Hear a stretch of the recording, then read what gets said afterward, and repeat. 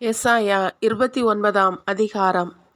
தாவீது பாசறை அமைத்த நகராகிய அரியேல், அரியேல், உனக்கு ஐயோ கேடு! ஆண்டிற்குப் பின் ஆண்டு கடந்து வரட்டும், விழாக்கள் முறைமுறையாய் வந்து போகட்டும். அரியேலுக்கு நான் இடுக்கண் விளைவிப்பேன், அங்கு அழுகையும் புலம்பலும் நிறைந்திருக்கும். அரியேல் போலவே அது எனக்கிருக்கும். உன்னை சுற்றிலும் பாசறை அமைப்பேன், உன்னை போர் கோபுரங்களால் சூழ்ந்து வளைப்பேன். உனக்கெதிராய் முற்றுகை தளங்களை எழுப்புவேன். தாழ்த்தப்பட்ட நீ தரையிலிருந்து பேசுவாய். நலிந்த உன் குரல் புழுதியிலிருந்து எழும்பும். உன் குரல் இறந்தவன் ஆவியின் ஒலி போல மண்ணிலிருந்து வெளிவரும். உன் பேச்சு புழுதிக்குள்ளிருந்து முணுமுணுக்கும். உன் பகைவனின் திரள் நுண்ணிய தூசி போல் இருக்கும். கொடியவர் கூட்டம் பறக்கும் பதர் போல் இருக்கும். இவை திடீரென்று ஒரு நொடியில் நிகழும். இடிமுழக்கம், நிலநடுக்கம், பேரிரைச்சல், சூறாவளி, புயல் காற்று, விழுங்கும் நெருப்பு பிழம்பு ஆகியவற்றால் படைகளின் ஆண்டவர் உன்னை தண்டிப்பார்.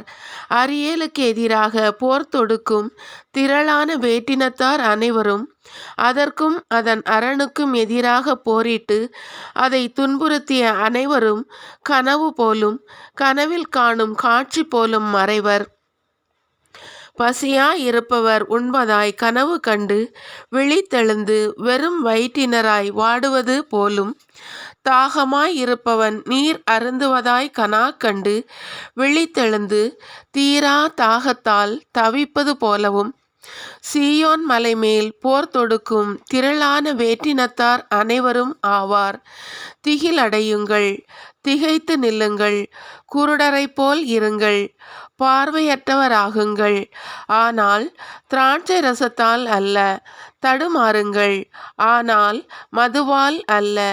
ஏனெனில் ஆழ்ந்த தூக்கம் தரும் ஆவியை ஆண்டவர் உங்கள் மீது அனுப்பியுள்ளார். இறைவாக்கினராகிய உங்கள் கண்களை மூடியுள்ளார். திருக்காட்சியாளராகிய உங்கள் பார்வையை மறைத்துள்ளார்.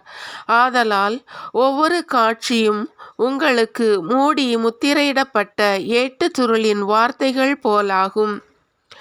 எழுத்தறிந்த ஒருவரிடம் இதை படியும் என்றால் அவர் என்னால் இயலாது, இது மூடி முத்திரையிடப்பட்டுள்ளதே என்பார். எழுத்தறியா ஒருவரிடம் ஏட்டுச் சுருளை கொடுத்து இதை படியும் என்றால் அவர் எனக்கு படிக்க தெரியாதே என்பார்.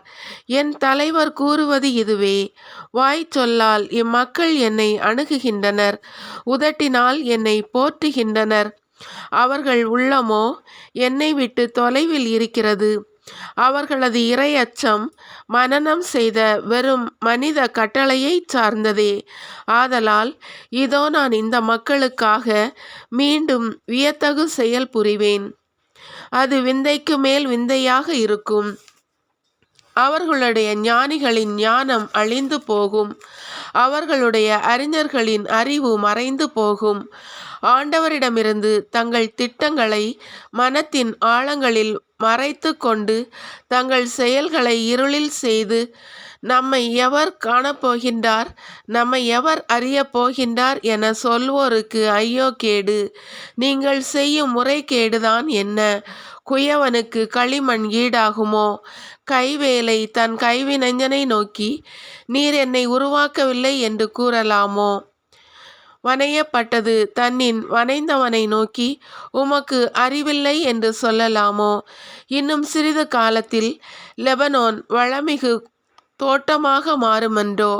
வளமிகு நிலம் காடாக ஆகிவிடுமன்றோ?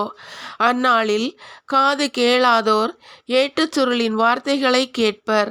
பார்வையற்றோரின் கண்கள் காரிருளிலிருந்து மை இருளிலிருந்தும் விடுதலையாகி பார்வை பெறும். ஒடுக்கப்பட்டோர் மீண்டும் ஆண்டவரில் மகிழ்ச்சி பெறுவர்.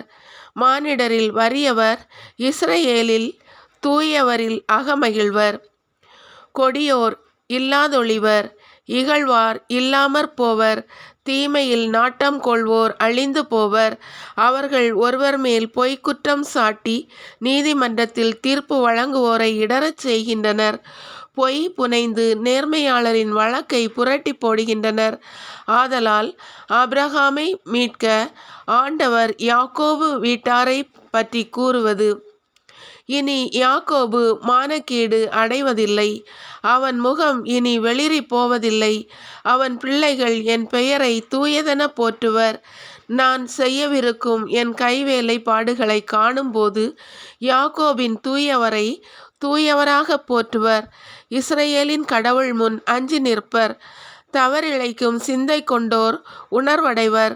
முறுமுறுப்போர் அறிவுரையை ஏற்றுக்கொள்வர்.